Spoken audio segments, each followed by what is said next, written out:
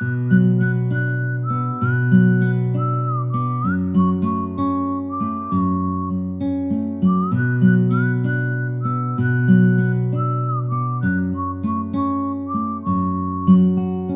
đã còn tiền sai vì em, và anh đã còn tiền sai vì em, và anh đã còn tiền sai vì em, và anh đã còn tiền sai vì em.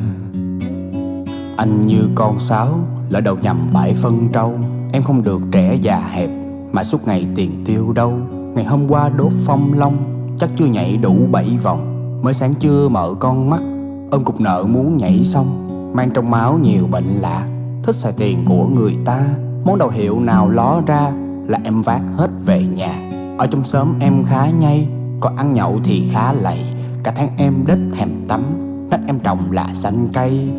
Cào tố xì dách, em còn phan cả lô đề.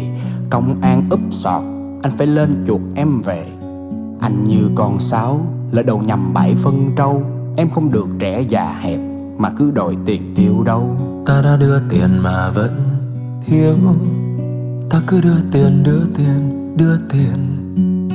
Ta đã thêm tiền mà vẫn thiếu, ta cứ đưa tiền, đưa tiền, đưa tiền.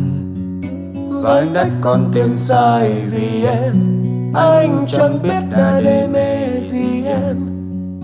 Và anh đã còn tiền sai vì em, anh chỉ biết sẽ bề để nhờ em. Về nhà người ta chỉ muốn dắt lên giường ngủ, nằm gần với em chỉ muốn đá bay vào tủ.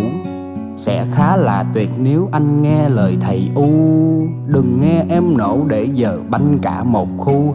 Em có thể ăn cả máng như là trúng phải ngải heo. Rồi em cười nói một mình như là có dòng nó theo. Mặt mày ngáo ngơ như vừa bú cỏ quá liều. Rồi em đu dây toàn ten. Em bảo em là con diều mà anh dày thêm bao nhiêu cày không đủ đóng tiền lại. Em là vitamin A, anh sáng mắt ra sợ hãi. Nhiều lần chơi lố để họ đến nhà xiết đồ. Vì anh ngu nên phải lấy xác lê thân đi. Và anh đã còn tiền